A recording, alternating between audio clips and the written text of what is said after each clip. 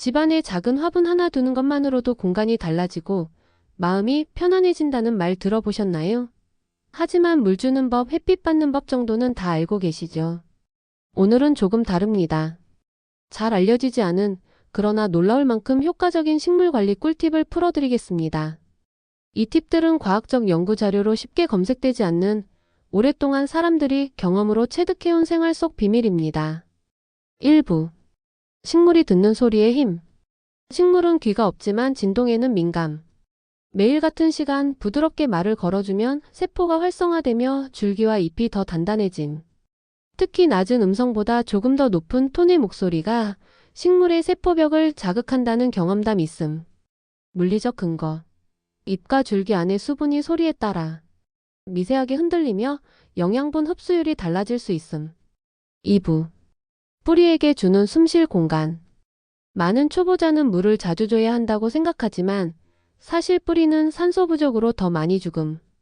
꿀팁 흙 표면을 살짝 젓가락으로 풀어주면 산소 공급이 늘어나고 뿌리가 숨을 쉬듯 건강해짐. 이 작은 습관만으로도 과습을 막고 곰팡이 발생도 줄일 수 있음. 3부. 물 주는 시간의 비밀. 아침에 물을 주면 햇빛과 함께 증발이 잘 되어 뿌리가 썩을 확률이 줄어든. 밤에 주면 수분이 뿌리에 오래 머물러 곰팡이균이 쉽게 생김. 하지만 여름 한낮 뜨거운 시간에 물을 주면 잎 표면의 물방울이 돋보기 효과를 내어 잎을 태우기도 함. 꿀팁. 여름엔 해가 뜨기 직전, 겨울엔 해가 완전히 뜬 뒤 오전에 물을 주는 게 최저. 4부. 식물의 위치 감각. 식물은 단순히 빛만 따라가는 게 아니라 주변 환경을 기억하는 성질이 있음. 같은 방향으로만 빛을 받으면 잎이 한쪽으로 쏠리고 줄기가 약해짐. 꿀팁.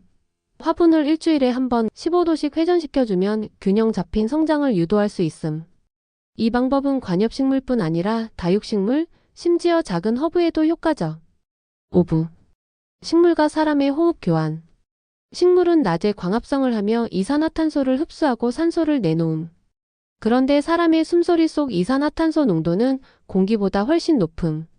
그래서 어떤 정원사들은 아침에 식물 근처에서 깊게 숨을 내쉬며 하루를 시작함. 이 간단한 행동이 식물에게는 천연비료 같은 호흡 자극이 될 수 있음. 6부. 생활 속 물 활용법. 버리기 아까운 물 식물이 더 좋아함. 쌀 씻은 물. 미네랄과 전분이 흙 속 미생물을 활성화. 단 오래 두면 상할 수 있으니 즉시 사용. 삶은 달걀 껍질 물.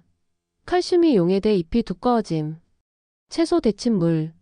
영양소가 남아있어 관엽식물 성장 촉진. 꿀팁. 단 이런 물은 반드시 희석해서 줘야 함. 진하게 주면 뿌리가 화상 입을 수 있음. 7부. 식물의 작은 신호 읽기. 잎이 노랗게 되는 건 단순히 물 부족이 아니라 뿌리와 잎의 균형 붕괴 신호일 수 있음.